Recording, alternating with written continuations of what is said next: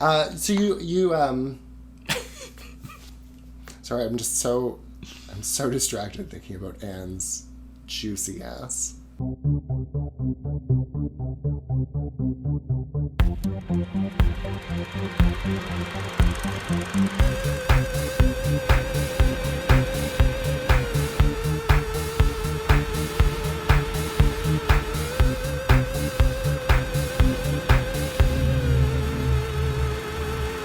Don't let the ghosts and the ghouls disturb you, though. You just tell me when. Oh my god.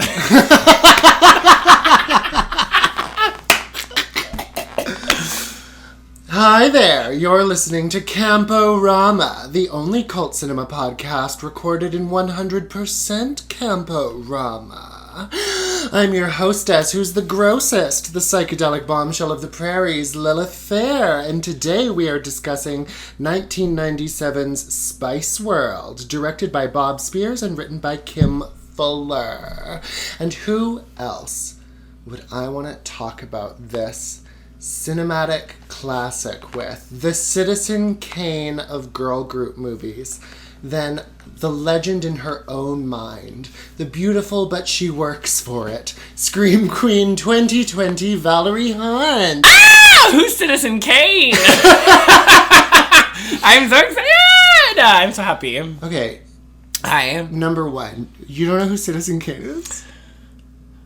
Like the movie. I honestly thought it was a superhero.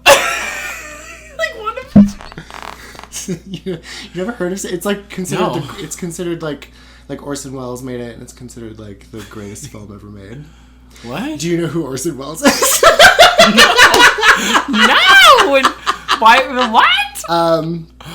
Okay, so before we really get into this, I think it would behoove me and our audience if we got to know you a little bit better. Yes, let's do it. Also, congratulations on your podcast. Thank you so much. I'm not making any money. So I'm uploading this to my not yet monetized channel, and I have a serious feeling that even if I were monetized, the content of this podcast will probably get me demonetized. Yeah. Yeah, so that's very kind of you to be so celebratory of my efforts, but I'm not accomplishing anything. Well, congratulations. Thank you so much. I'm very happy for you. Okay, question one, as I wrote down earlier. Oh, yeah. So how long have you been doing drag? Yeah, I've been doing drag for like 2.5 years now, since September of 2018. Fierce. And just, started with a little Kim Petra ditty and Cool. worked my way to the top. Yeah, it's Kim Petra. So I was actually going to ask you, what was the first show you did, and what did you do? Yeah, pop music, obviously. I think that's a given with who Valerie is. Mm-hmm. But I did a Kim Petra song. Which one? You don't want. You never forget your first time. No, you don't want it all. I don't want it at all. I don't want it at all. No, wait. I don't want it all? Yeah. It's from I the don't house. want it. I don't want it at all. Is that how it goes? Oh, my clothes designer. Yeah, it's that song with Kim Petra. Does she have a similarly titled song on one of her Halloween albums? I want it all. Anyway, I did a Kim Petra song, and I wore some Spice Girls level go-go boots when I first performed. Yes. So giving you very Baby Spice first day at the bar. Uh-huh. But yeah, in 2018 September, right after I met Aquaria, and I was like, I have to do this before I turn 22, or else I'll die. I'll just die. I'll be Lilith Fair. The audacity in my fucking basement that I rent to insult me. Oh my god. So you met Aquarium. Yeah. We're just gonna skip on by that, you fucking bitch. I met Aquaria. So you met Aquaria, and was that sort of the catalyst which inspired you to do drag, or had you been watching Drag Race? Had you been going to local shows? My mom died. Oh boy. What? No, but in all seriousness, my mom did pass away a year prior to me starting drag, which kind of was a catalyst for me to do a lot of things that I put on the back burner in my, like, early era of life. So, like, I was just like, oh, let's just, like, it's kind of now or never. And I met Aquaria during Pride, which happens 2 weeks before my birthday. She reminded you of your dead mom. No, Asia O'Hara did. Oh my god. But,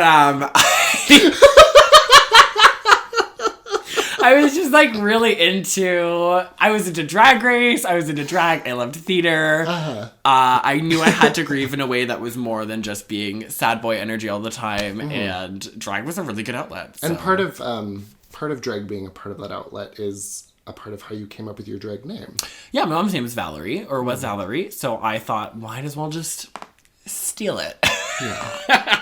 But that's really beautiful. Yeah, and I think that it's fun. Like, it's cool when there's, like, a room of people cheering your name, and your name is, like, that. It feels really good. So. Yeah, it's like she's there with you constantly. Yeah, the energy exists on Baby Girl.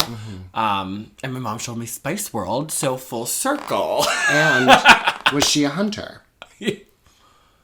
Because your last Hunt. name. I was like, who is a hunter in the Spice World movie? To describe to our listeners, Valerie looked at me with a look that was so confused.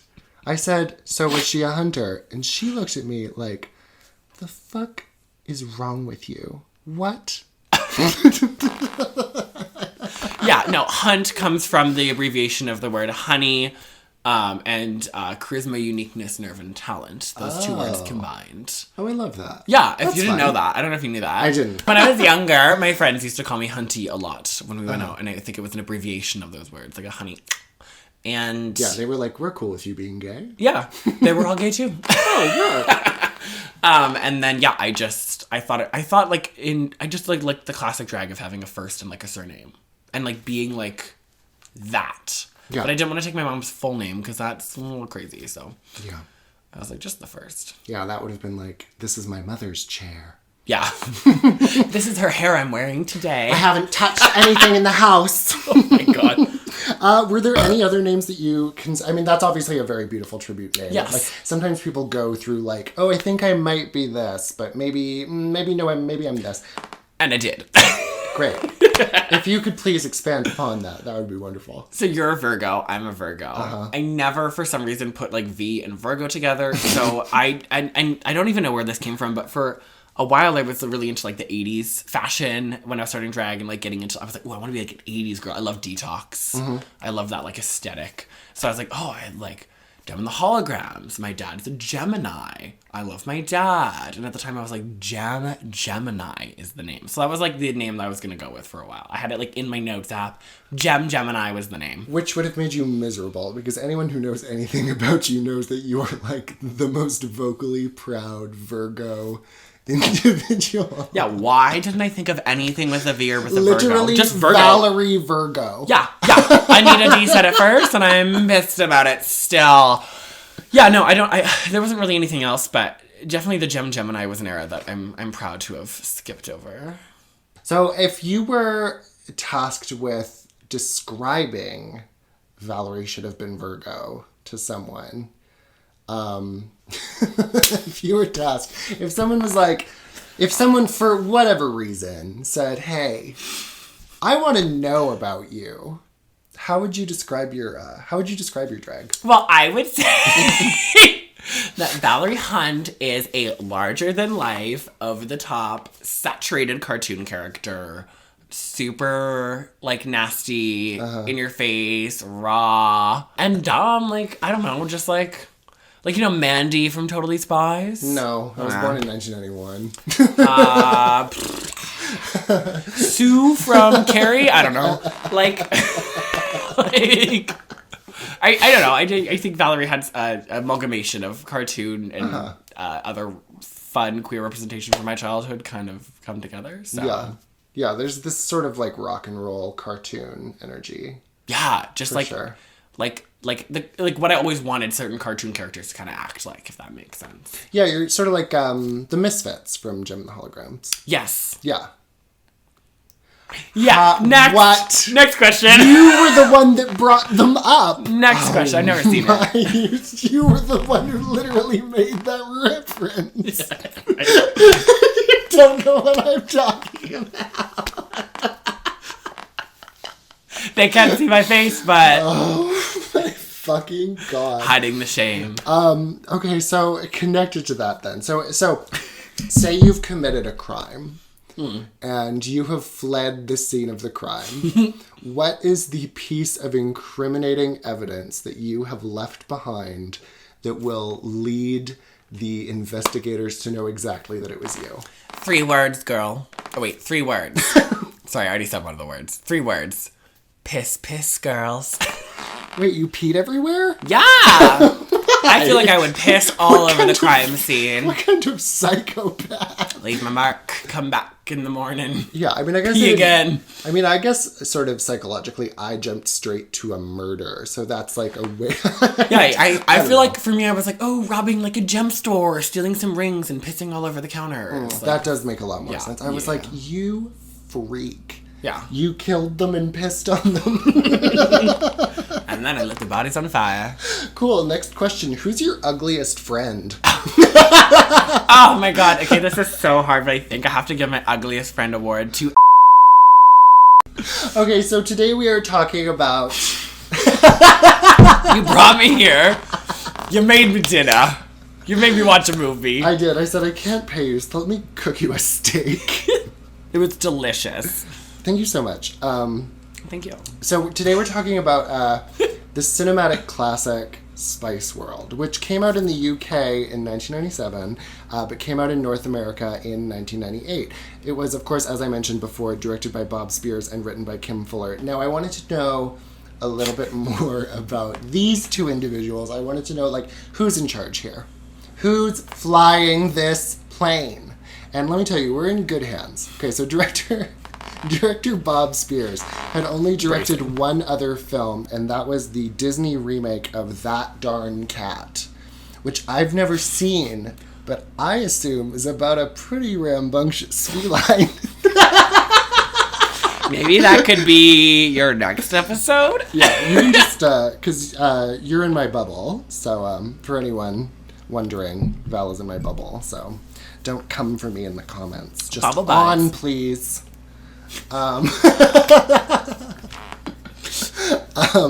Yeah, so I haven't seen That Darn Cat. Have you? No, I don't think so. Is it on Netflix? It might be on Disney Great. Plus. It's a Disney film. And then, of course, it was written by Kim Fuller. We love you, Kim Fuller. Do you know who Kim Fuller I is? just learned about her today.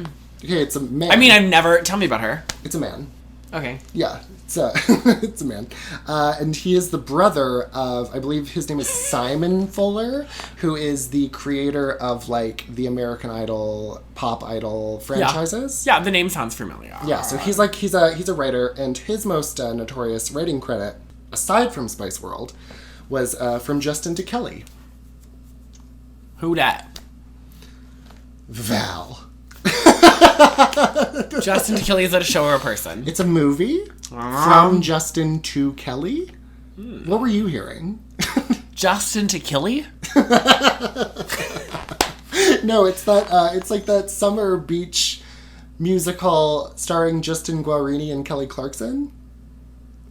Like right after American Idol season 1, they were in a movie together, and it's really bad. Next time on Camp-O-RAMA. Oh, yeah, next week we'll be doing a double header of That Darn Cat and from Justin to Kelly. I can't wait to be back. I just can't wait. I hope they're both available. I hope there's on steak again. Disney Plus. Yeah, there will always be steak. That's a promise and a threat. There will always be steak. Okay, so the film stars the Spice Girls, of course, alongside Meatloaf, Richard O'Brien, and Alan Cummings' massive dong. My God, I've been waiting to talk about this. Yeah. And we can wait longer, but like, We can wait as long as that dong is. Oh my God. Oh my God. Alan Cummings has huge genitals. I am like, Alan Cummings still hot. I just kept the Twitter. Yeah. I just went on Twitter. I tweeted about it. Follow me on Twitter if you haven't already. Valerie Hunt YYC. But he's beautiful. He's aged so miraculously. Yeah, and he plays a documentary filmmaker in this, making a documentary about the Spice Girls, although most of the footage is him talking to the camera about how much he likes the Spice Girls. So presumably he's playing a queer person, because this movie also has a surprising amount of queer visibility in it for something that came out in 1997. And I lost my train of thought because that we were thinking about the dick. Is so big. Oh my god! It's beautiful. It's beautiful. Moving on. I'll talk about it in a minute. Okay. I'm salivating. Okay, now when you think about the film Spice World, here's a little pop quiz. Hi. Was the movie... Don't tell me the name of the Spice Girls. No, I wouldn't be so cruel. I'll be like, which Spice Girl is played by Orson Welles? Jerry. Okay. They sort of look the same. Spice World. Do you believe that it was a critical failure or success? It was... it was a critical failure, but it's going to be a critical success. Wait, what? Do you think that it was a critical failure or a success when it came out? I'm just clarifying for myself and for the listeners. Yeah. Because what are you saying to me right now? A failure. Right. Yeah, it was probably a failure. It was a flop. It was floppintra. It sure was. It has about a 35% approval rating on Rotten Tomatoes and about a 3 out of 10 on IMDb. The movie was nominated for 7 Razzie Awards, which are the Worst in Film awards, and it won one of them for Worst Actress for the Spice Girls as just a collective group. They were targeting Emma Bunton. I think they were too. How would you? Okay, so if Emma Bunton was the worst actress in the film, who do you think was the best? Wait, Emma Bunton? Isn't it? What were you saying? Button, like loosen like up button? My buttons. Yeah, like she's cute as Button. Absolutely not. It's Bunton. Okay, moving on. So what were you asking me? So we were sort of in agreement that Emma Bunton was the worst actress. Yeah.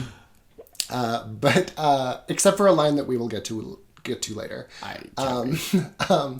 But who would you say was the best actress in the Spice Girls? Oh my god. Ellen Cummings. Cheesy Spice. Yeah, oh my god. Jalapeno cheddar Spice. No, I think that the best... Are we talking about the Spice Girls? Who was the best out of them? Yeah, that's literally what I asked. I'm clarifying for myself and the listeners. I would say that the best actress in the film, I think, is underratedly Mel B, Scary Spice. I think that she gives the most consistent performance. Yeah, I would say it's probably, for consistency, probably a tie between Mel B and Jerry. Yeah. Because they definitely had the most lines, too, which I think suggests that, like, on set, as they were filming, they were probably like, these two are doing it the best, so let's let them do it. Yeah, I think that Jerry also assumes that role of, like, leader, so it was just kind of like... Yeah. It felt obvious that she would have the most lines, and I just think that, like, Scary Spice Mel B, like, just had that energy, and, like, as a kid, that's the voice, and that's the character I remember probably the most. The acting wasn't great amongst the girls. I thought they had, like, kind of a good friend chemistry. Yeah, I don't think... It felt less like acting as much as it did just, like, exaggerated... self-performance. I don't know if that's actually a thing. It was very drag in that way. Yeah. It was that's the camp of it all, like. Which is wild because my favorite Razzie Award nomination that they got, they didn't win this, but it is the funniest one. So they were nominated for Worst Screen Couple, and usually it'll be like this actor and this actress, or like these two actors or these two actresses. So it's for any combo of two people, body parts, or fashion accessories. Oh my god, they're talking to Mel C directly. Completely.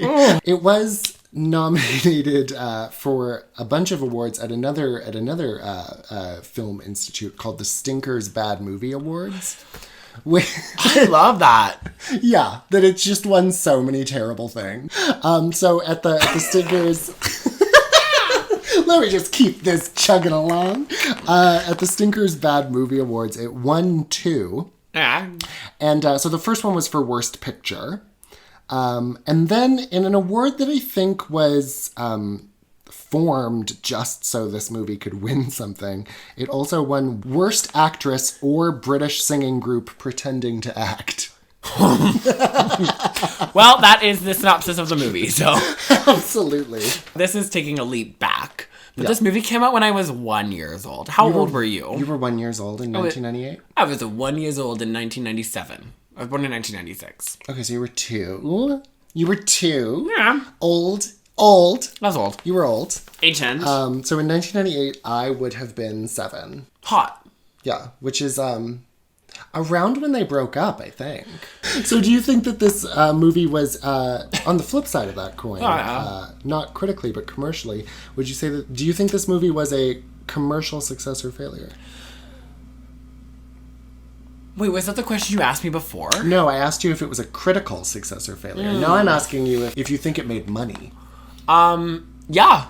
Because, like, kids and people who like the Spice Girls, I would say to this, yes, they made money off this movie. Absolutely. And budget was low, probably. So the budget was $25 million.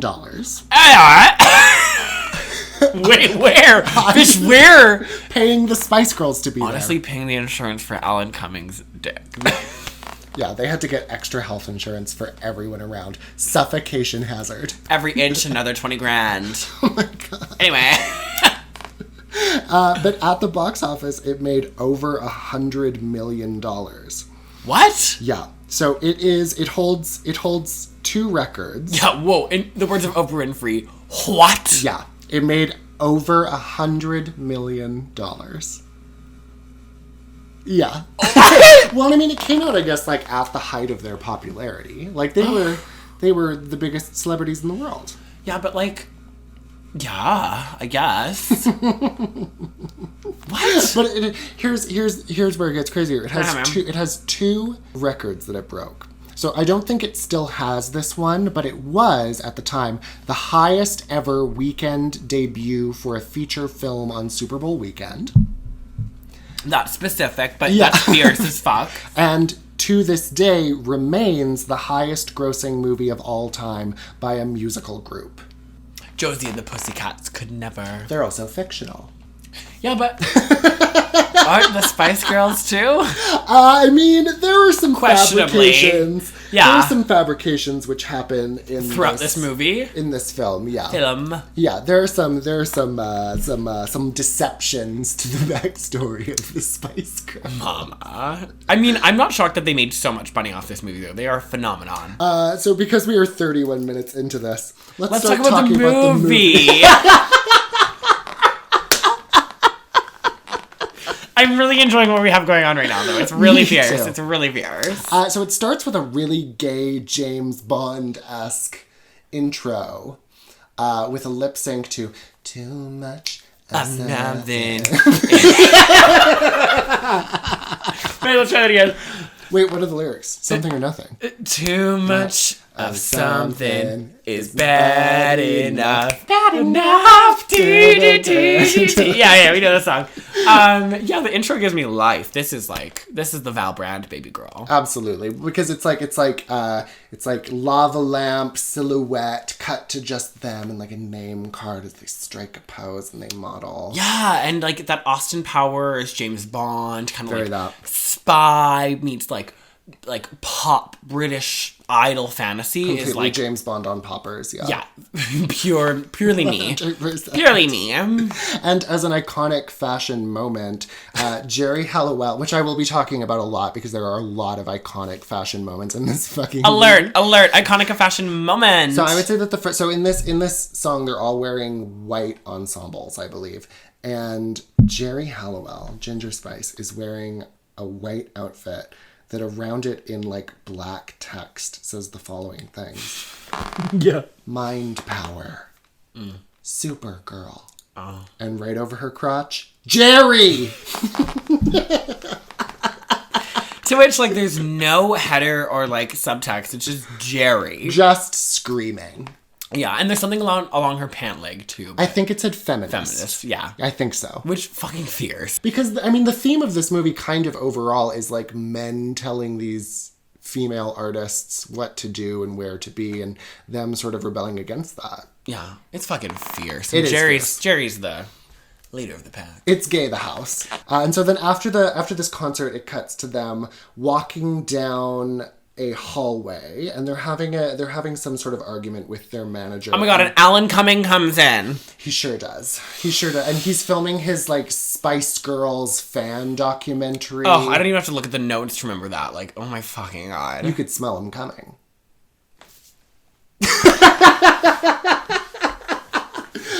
Come back. Sorry, I have to leave. Why do your pants keep coming undone? Because we're talking about Alan We had Cumming. a steak, so I had to unbutton them.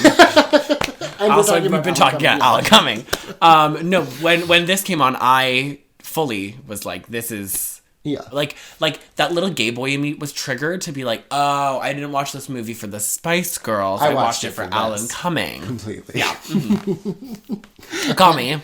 And we also run into our first of many British celebrity cameos with them running into Elton John. Probably the most famous person that they have in this film. Although maybe, I don't know, because there was a lot of them that I was like, I'm sure that's a cameo, but I don't know. But Elton John's appearance is iconic and never forgotten. Completely, because it ends with Jerry Halliwell pinching him on the butt, and then him kind of turning to camera and sort of like smirking, like it made him horny, kind of.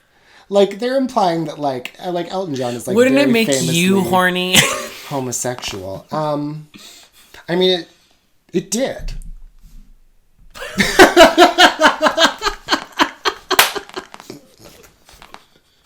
And then they go outside, and the manager's like, don't worry, all of your fans are around the front of the building. It's going to be quiet. And of course it's not, because they're the most famous people in the world. And there's fans everywhere. And we get about 45 seconds of just watching the Spice Girls sign autographs. I'm sorry, this is my favorite part of the movie. While we were watching this, you leaned to me and you were like, they were famous around the world. I was like, yeah. Yeah, and if you Google it, you'll find out that I was right. Jesus Christ. Jesus Christ. But then they go into the very infamous Union Jack Spice Bus, which becomes much bigger on the inside. And all of the Spice Girls kind of have like a little individual area. This shaped my childhood. Yeah, this was magic. When... This to me is at the level of when like RuPaul talks about when his sister introduced him to the idea of magic through the art of a picnic. When I watched this scene as a child and the Spice Girls stepped into that bus, they all had their individually customized unit. This is everything I want in my life. Mm-hmm. Was there a particular spice area that you were particularly drawn to? I think like always drawn to Baby Spice. I didn't like the idea that Sporty Spice had to work for it. Yeah, they were literally like, get on this treadmill. Yeah, they were like, please work out. But Posh Spice was just reading magazines. There wasn't much there, just lots of She Vogue. had a catwalk. Yeah. Mini catwalk, Vogue. Mm-hmm. But I think that there was something about Baby Spice having a swing and being a kid and knowing what a swing was. So I was like, oh, it's fierce. And Scary Spice had, I guess, an aquarium. Because she was always screaming at fish. and Jerry had chess. Jerry had chess. She had horoscope magazines, and she had a lip couch. Because I think as they were making this film, they were sort of like, okay, Posh will be into fashion, and Baby is like sweet and innocent, and Sporty is into sports. And what is Ginger's personality?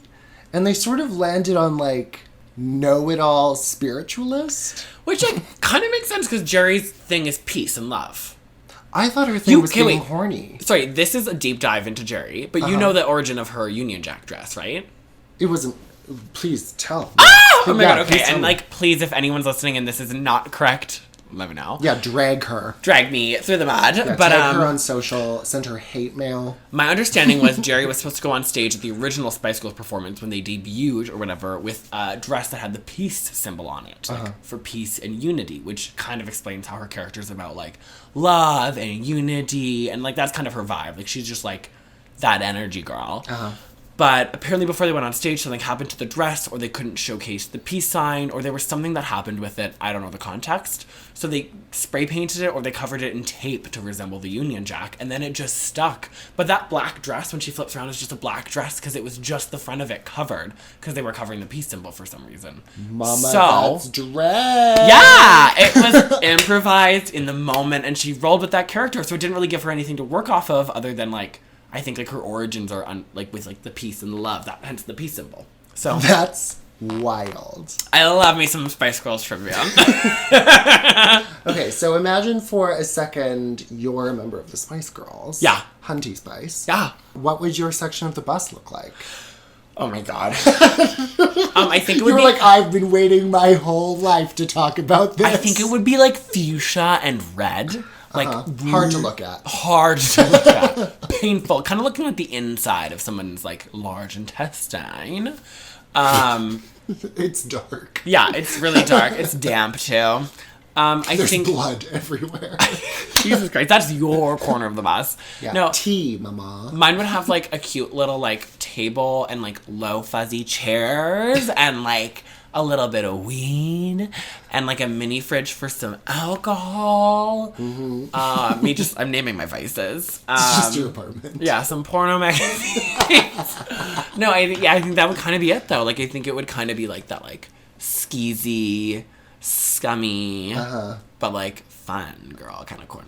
I love that. I'd be at the end of the bus. My room is the bathroom. Give me the moon boots. Why can I not be dressed like that? And speaking of the fucking moon boots. Speaking of moon boots, was that perfect timing? Did I do that? Oh my god. You sure did, because then the next thing is them performing the song Say You'll Be There. Iconic fashion moment. Iconic fashion moment. Fashion moment is Mel B, Scary Spice. She is just in a full-ass NASA spacesuit. It's like beautiful. It stands out so much from the rest of the group, and who are just like in casual. It's so funny because that's something Billie Eilish would wear right now, and people would rave over. So it's something that is like clearly timeless, so cool. You know, a NASA spacesuit. If you don't have one of those, this timeless fashion moment. It's a full spacesuit. Catch me posting a photo of Scary Spice in that. It's gonna catch on. Everybody, when we come back to nightclubs, everyone's just gonna be full on spaceman. The absurdity of the outfit really leads into the absurdity of the plot that the scene then introduces to us, because then Nicola, best friend to the Spice Girls and pregnant woman, enters the film with her plot, which is that she is a lifelong friend of the Spice Girls who is very pregnant and is also decidedly not a member of the Spice Girls. And also only wears cardigans. She sure does. She only wears a cardigan and like a loose dress. fit like dress. Yeah. In different colors in every scene. She shops at Joe Fresh. Joe Fresh. Yeah, I don't like Nicola. She provides nothing for this film. She's a ticking time bomb. Lilith has been holding that in the whole movie. She walked on screen and I said, "Mama, that's a baby waiting to pop. She's about to burst." Yes, any moment when it is least convenient. They are practicing for a concert, and that woman is gonna pop right before that concert. And like, what spice would she have been if she was in the girl group? Pregnant Spice. Pregnant Spice. Pregnant Spice. Yeah. Yeah, maternity spice. And so then that cuts to yet another plot.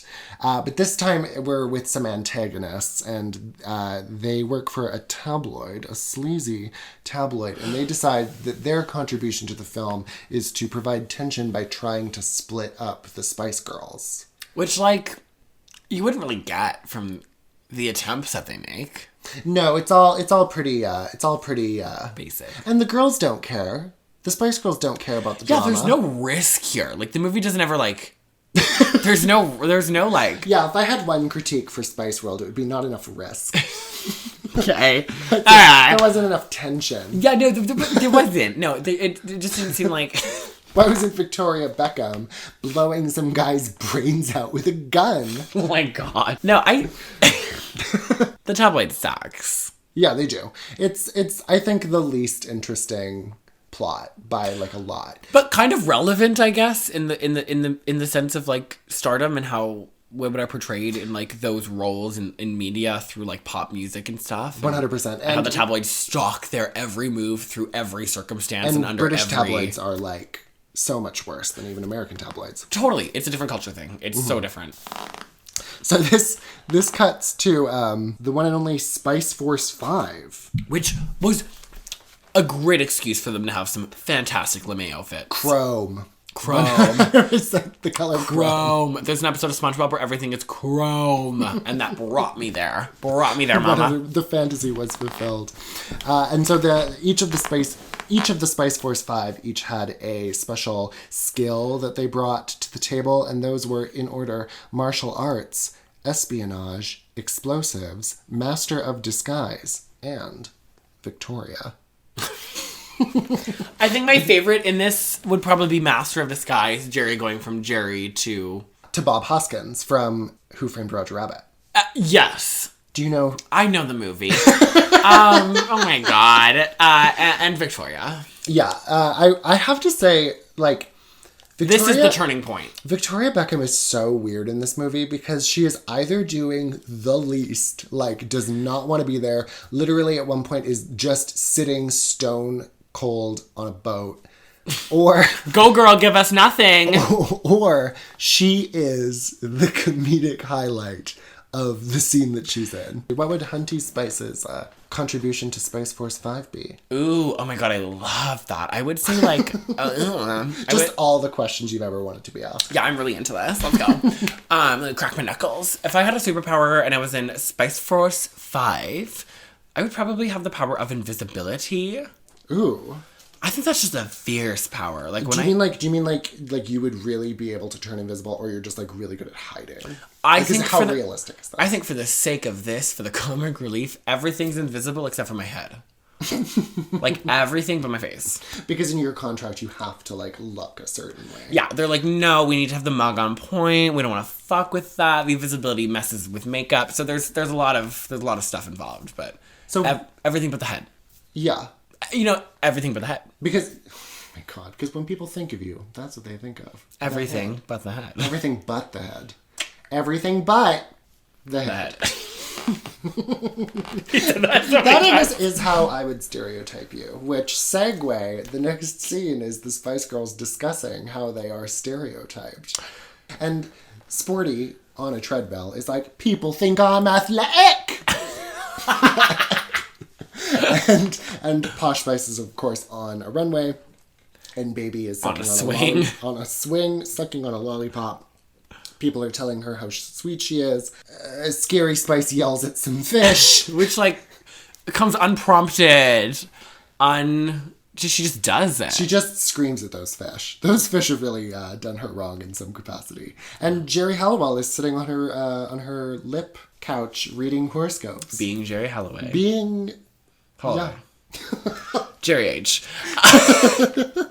Which she makes up for in the next part of the film, which is a fashion montage. Which is what we wanted when we were younger. What we want today. What we'll want tomorrow, for the next day, for the future. I feel like really ripped off because I know that the Spice Girls had those dolls. There were so many Spice Girls dolls. Did you have any of them? No, I know people who do collect them. I know you can get them. There's still like available places on like Facebook Marketplace. Yes. I don't want to trigger you, but Facebook Marketplace. I am a 40-year-old mom. I do love Facebook Marketplace. Yeah, and like Winners. Just occasionally overstock from the 90s. The Bay. No, I'm serious. Over the holidays, I saw someone buy from the Bay an original like Spice Girls doll. What? Yeah, my friend Jordan found it in Toronto, and I was like, "Where the fuck did you get this?" And he was like, "The Bay." That's insanity. I'm so jealous. Yeah, but I feel like we've been ripped off of the potential for all of these Spice Girls, if not full just new dolls, at least costumes that they could have dressed up in. Because we get Jackie O, Charlie's Angels, two characters from the musical Grease. We get Wonder Woman, Diana Ross, Marilyn Monroe, a cave woman, the model Twiggy, a Bond girl. It was probably a more specific reference than just a Bond girl, but sue me, I'm gay as hell and have only seen like 2 James Bond movies. David Bowie, Bob Marley, and Elvis, and then finally they just dress up as each other. Which I think is so fun. That's drag. This is the most drag. This is drag. What was your favorite look? I think Charlie's Angels. Yeah, that was a cute one. Or I'm gonna say the Grease looks. Because I think it was Mel C and Baby. Baby is Sandy and Mel C is Tony. I think so, yeah. And they just look perfect. And it's one of those references that's kind of that cross between like American and British reference that I think is like... Well, it's an American movie. Okay, but... Zachary, Lilith Fair. I use your full name. Where are the Spice Girls from? UK. Yeah, okay. Oh, so that's what I'm meaning. It's like there's these I thought British... you meant like Greece was a reference that we understand in America.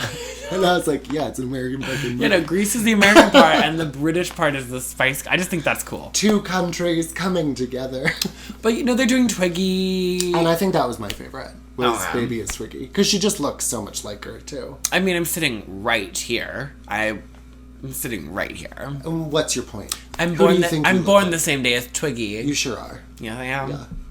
I was very jealous of that. It honestly makes me really hate you. Missed it by that much. So then we're introduced to Richard O'Brien, who works for the tabloid, and he's like this really scary sort of Nosferatu sort of appears, disappears, is a horror movie character, is responsible for, quote, the Fergie toe-sucking pics. What was it? Teletubby taking a whiz? Or Teletubby taking a dump, I think. Teletubby taking a dump. No, he looks like a character from like Hostel or something. He sure does. Like he's like a German doctor. To be a surgeon, but my hands they shake. Yes. We were both in the same wavelength. That's exactly it. He looks crazy in this, but also like. Also kind of fashion. Yeah, like the leather. Yeah. The leather, the toilet seats on the head. He looks like anyone in Montreal. Throw a mustache on there and a fucking beret and it's every drag performer out of drag. Yeah. You said it. Not me. They go to a promotional event, the Spice Girls, not Richard O'Brien. And Alan Cumming is there doing more of his documentary. And this is the scene when we noticed the chest hair. Oh my god, okay, so would you like to take a couple minutes to talk about the chest hair? Yeah, I'm wet. Like, I am freaking out. Like, Alan Cumming is so hot in this movie. Y'all don't even know. Like, if you haven't watched this movie, watch this movie for Alan Cumming. Completely. Fuck the Spice Girls. This is a podcast about Alan Cumming's dick. 100%. And I just think he's so beautiful. And the little pocketed chest hair, the wet fluffy eyelashes. Like, I'm gagged. I'm living... Like, this whole scene took my breath away for Alan Cumming alone. So the girls are driving around in their tour bus, and they decide, we have to go piss, girls. They gotta go piss in the bush. They do, because all of the toilets on the Union Jack bus are clogged. Sorry about it. But that's also when we meet the bus driver character, who is played by the one and only... Meatball! Meatloaf, yes, Meatloaf. And they bring him there specifically to just, like, say his iconic line. Can I see the notes? Oh, I didn't write it down because it's so iconic. Never gonna give you up, never gonna let you down. Yeah. Did you hear that riff? Sorry. Yeah. Come on, Europa? Oh my god. A riff? So the girls go out into the forest, and and the girls go into the forest, and they meet up with the grossest, most disgustingly designed alien creatures I've ever seen in my entire life. Lilith hates these things. Like, hates them. Freaky little baby troll faces with their big Marge Simpson hair and their, like, crazy Hunchback of Notre Dame, like, cloak. I'm sitting right here. Yeah, and you look awful! So, the girls are tasked with bringing 2 child fans on their tour bus with them as like a... Which I don't get. When did that happen? I don't know. It's like a press thing. Like, I think they're just trying to get good press for them because they've been in the tabloids so often because of Richard O'Brien sneaking into their homes and taking photos. Well, how the turns table, because it does not end up that way. It doesn't, because they go on a boat trip and... On the River Thames. On the River Thames. And they crash into a log and the two children go flying out of the boat. Yeet out of the boat. And Mel C is like, I'll save you, and belly flops. Also, not to mention, Victoria is out of the boat. She's just gone. She's drowning. This reminded screaming. me, if you've ever seen that really rich family crashing in their boat on YouTube, I'll send you the clip. Yeah, thanks. Very that energy. It was just madness. It's one of the best scenes in the movie. It is, and it leads to the paparazzi posting this story about like River Thames riverboat drama, which is really the only thing that the paparazzi does, which furthers the plot of the movie because it angers the manager. And I cannot stress enough how much of a cartoon character this manager character We have not talked about the manager, which is insanity. He wears like an emerald green Loki suit. Sometimes purple, maybe? Yeah, it's always like a jewel tone. Yeah. Every time. And he has these sharp supervillain sideburns that like cut into like a very precise point. And he's always staring at people with like a very sinister smile. In a way, he kind of visually looks like the personification of like the devil to me. Like a suit in a jewel tone with these like spiky, sharp features, shallow bone structure, just shrieking, like evil. Yeah, he looks sinister. And he comes up to the girl, and he has this tabloid that's like riverboat drama, and just screams at the Spice Girls in a way that makes no sense. And they're unfazed. All of the girls are like, what's the big deal, man? We were just having a good time. We don't care about the drama. The energy of this movie is like 50 plot points of people being anxious, stressed, or crazy deranged about the Spice Girls, and the Spice Girls being utterly unfazed. Except for this is the moment where it breaks the camel's back because they break up. And it's very sad. Do you remember? Oh no, I guess you were one. Okay, but you know what? I have a story up. For this, and I'm speaking out of my ass, and I'm not, but I'm speaking on behalf of somebody else. One of my best friends, Paloma, and my old roommate. She would tell me these stories because it's her 30th birthday today. At the recording of this pod. Happy birthday, Paloma!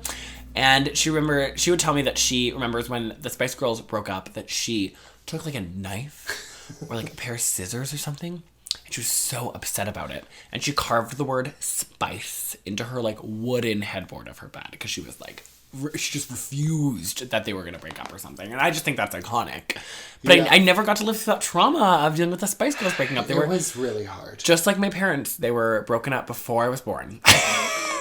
Well, I don't know them, but when the Spice Girls broke up... Yeah, I don't remember when any of that happened, but... You were a baby. I was a baby, but I did buy a pair of really cute cheetah print creepers once, and I think I thought about carving the word spice into the bottom of them, and then I never did, but anyway. It's like with that level of trauma, though, that we then see all of the girls sitting around... remembering the good times. And we get them... Never give up on the good times. And they're not. And that's what makes them so great as a cultural moment. Is that they really hang in there. And we get this flashback to a completely made up Spice Girls origin story where they're all poor and living together and they're like... at this pub. Fancy restaurant. It's like a restaurant / pub with this Ma and Pa shop. This very like weathered well, you're in my pub. And that was supposed to be Brooklyn. British. I don't know what that was. I don't know what it was. And they're just like singing their demo and Nicola's there, but she's still not in the band. Yeah, she's back. This is when the Spice Girls were not famous, so like it's rude that she wasn't in the band then. Like she must be a shitty singer because they let Victoria be in the band. Yeah. Like, Nicola's just always watching. That was and probably always the pregnant. first. Yeah, that was probably the first month of her pregnancy. It's been a long 9 months. Yeah, I was like, she's gonna pop. Oh my god. And the memory of singing this sort of sort of live version of Wannabe, but like you can hear an echo of a backing track the whole time, results in all of the girls meeting together at the bar that they always used to hang out at and sing their songs for the no customers he had. And so and when they come back, the restaurant is closed, which makes sense because they were his only customers and they left to be famous. And Nicola, of course, doesn't have the time because she's pregnant. They decide, hey, we've been apart for one whole scene. We had better get back together. And they do, and it's beautiful. Also, not even a scene, but a transition. Completely. It's just what ties them breaking up to them getting back together. It really doesn't really count as a scene.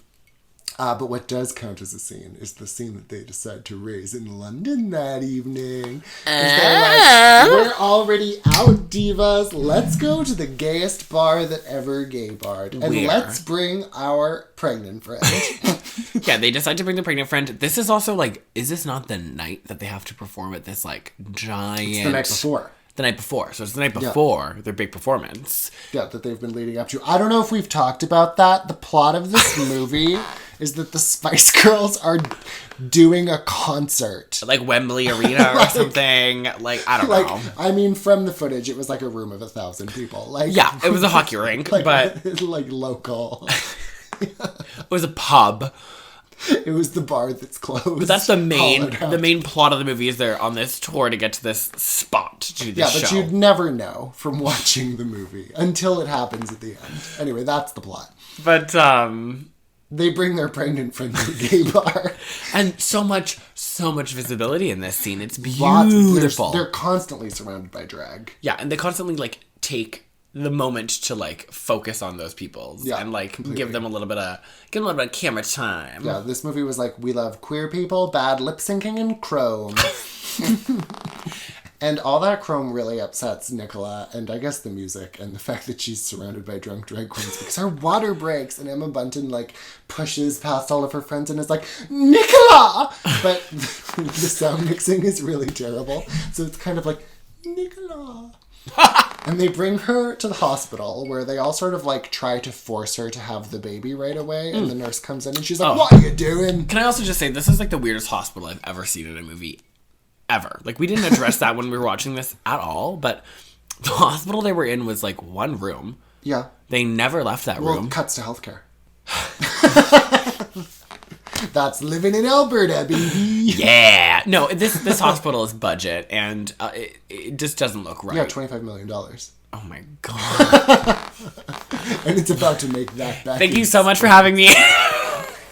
You're right. It is a cheap shit hospital. It is one room that they just redressed to be a bunch of different rooms. Yeah. But it does give us one of the best scenes in the movie because two grieving parents approach Jerry Halliwell, Melanie C., and Victoria Beckham.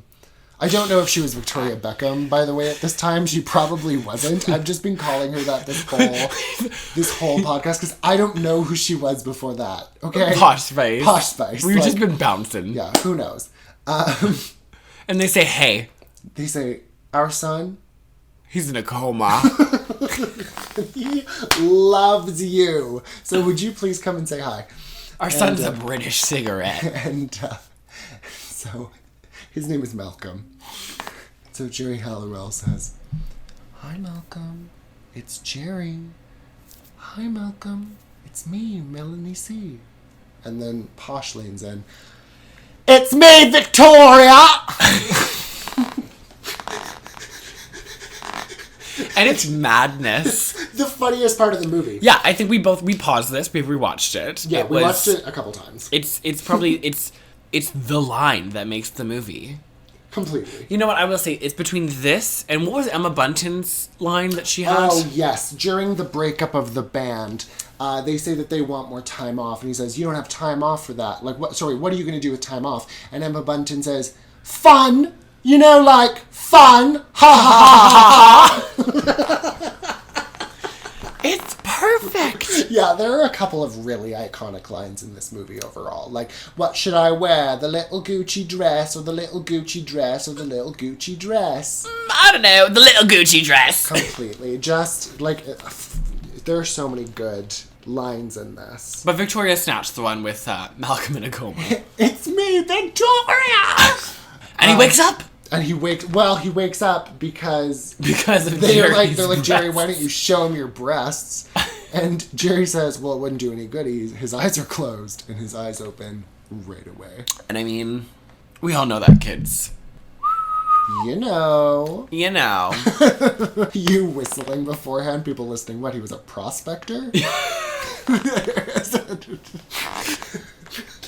Jesus Christ.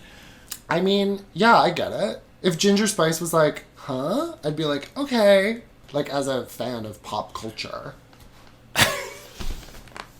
And you know who else is about to pop? Nicola. She's about to burst. She literally pops the house and a little baby enters the scene. Perfectly clean and a year and a half old. Congratulations, Nicola, on your brand new baby. Yeah, it's been a long time coming and we're thrilled for you. It took you the whole movie and 3/4 of this podcast. this, the longest podcast of all time. But now that the baby's been born, the girls can finally go to the concert, and we get a montage of the girls going to the concert as described to us by these movie producers who are pitching an action scene for the finale of the Spice World movie, which in a meta turn of events is the finale of the Spice Girls movie. It's brilliant. What's that movie with Sandra Bullock in the bus that has a bomb attached to it? Speed. The Blind Side. This is the... Jesus Christ. This is the plot for Speed. Like... Yeah, completely. Victoria Beckham gets behind the wheel of the unprompted bus and just says, "Get in, I'm driving." Meanwhile, Meatloaf is... taking a nap on the lawn of the hospital. Like under the bus or something? Oh, he might have been... Was he attaching... Spoiler alert. There's a bomb on the bus. Was he under the... Did Meatloaf put the bomb on the bus? That kind of implies, because he's left behind on the ground when they drive away, which wouldn't... He left the bomb. Because he was scared of losing his job to the much more qualified driver, Posh Spice. And he did. His fears were founded. God. Okay, spoiler alert, there's a bomb on the bus. Iconic fashion moment from the bus. It's wearing a bomb. It's wearing a bomb. That look, the bomb. A bomb. As they might have said when this movie came out. Anyway, the most iconic scene from this movie, I think, if you have watched the Space World movie from when you were a kid, adult, like whatever, I think this scene... This is the thing I remember the most. It sticks out the most. Particularly the girls on top of the bus, like all holding onto each other, and the scene when they jump that bridge and it transitions into like a little Hot Wheel car. And the scene where they almost run over the nuns from Silent Hill, Sound of Music... Pick your poison. She was on a hill. She sang on a hill. That's the opposite of a silent hill. They almost hit the nuns. It's Sound Hill.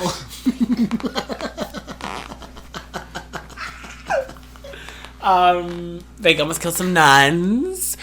And then get to the gig. Like any drag performer, not on time. Literally, the show is starting. The music is rolling.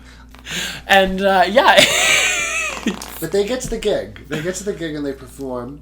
And they look sickening and they perform one of my favorite Spice Girl songs, Spice Up Your Life. Yeah, I think that if you're going to do a closing number to this movie... This was the song. This was kind of the song to do, yeah. Completely. And also, they're all sporting the most fantastic looks, with the exception of Posh Spice. With the exception of Posh Spice, whose look doesn't really make any sense. And it's boring by this point, because we've seen it in nicer fabrics.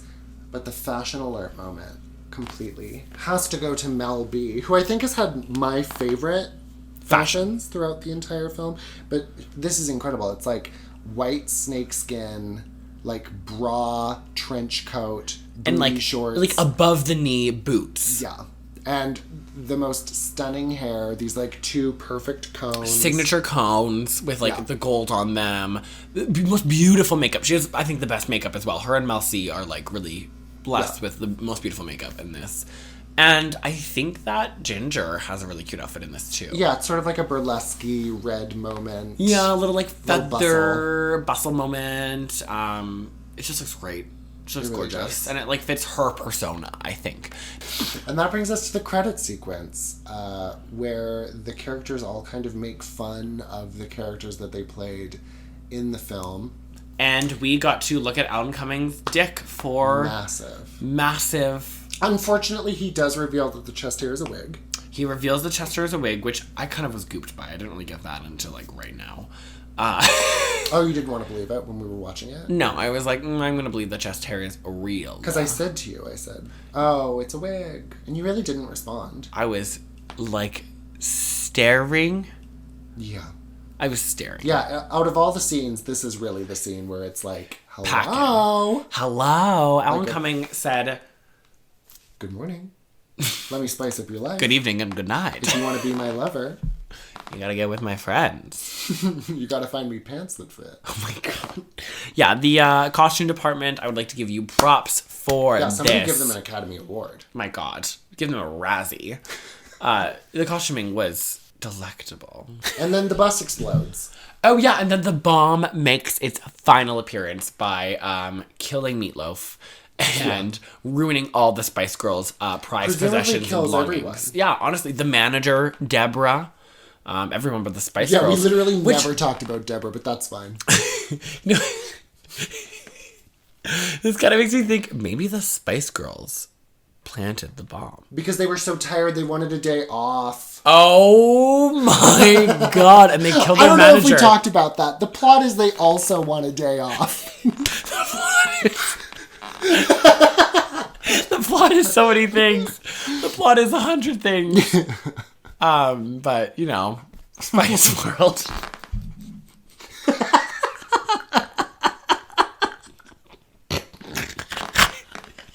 So, who was your favorite Spice Girl back in the day, and who is it now after watching Spice Girls? I think when I watched this movie as a kid, I thought that Baby Spice was what I lived for. Like, and I think that, like, my parents would see me watching this movie and be like, oh, Adam, he's such a ladies' man. He'll be, you know, obsessed with all the blonde girls. I had, like, the Baby Spice everything. Baby Spice was my favorite.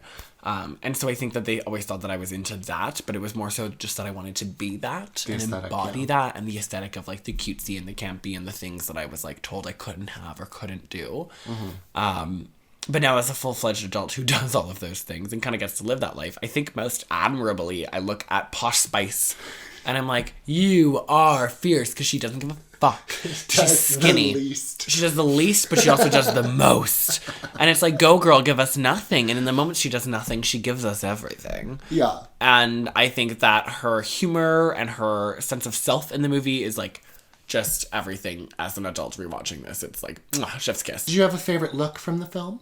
I would say Mel B's finale look in the white snake skin animal print moment. It's just, to me, if you showed anyone that image, I think they would just get it and know the reference. Like, even if they didn't know the Spice Girls, like, that would kind of be like Spice Girls. As iconic. Yeah. For sure. It's got to be a tie between that and I think her in the fucking spacesuit. The NASA spacesuit. The NASA spacesuit is a moment in history. Yeah, the movie served looks. The movie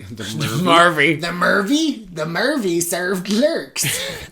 And it also served like fierce soundtrack. Do you have a favorite Spice Girls song? I think, oh my gosh. You know what it is for me? It's the song that they sing on the boat, which isn't a Spice Girls song. What's that song they sing on the boat? It's like about lollipops or something. Yeah, it's like about candy. Yeah, there's something about that. There's one song that's not by them. Yeah, it's not at all about this, but you know, it's my moment. It's me experiencing the movie. But as a kid, I think I used to like sing it with my mom and my sister all the time, and it was just like, I don't know, I just remember that scene of them being on the River Thames and like that being super iconic to me as a kid for some reason. And I knew it wasn't a Spice Girls song, but I lived for it anyway because they sound great. Because it had that connection to you. Yeah, and it had a kid falling out of a boat. Which is always funny. Throwing kids off boats, fierce. Whip 'em, baby. Well, Val, I just want to say thank you so much for joining me.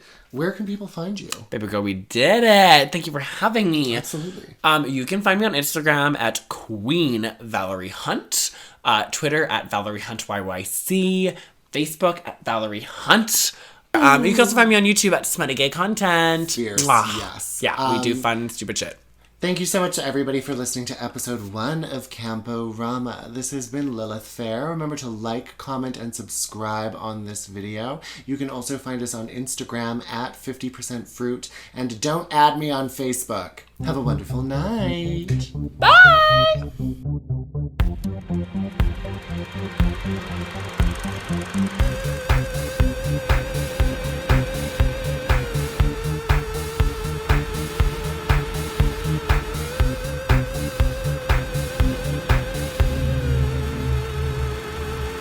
Don't let the ghosts and the ghouls disturb you.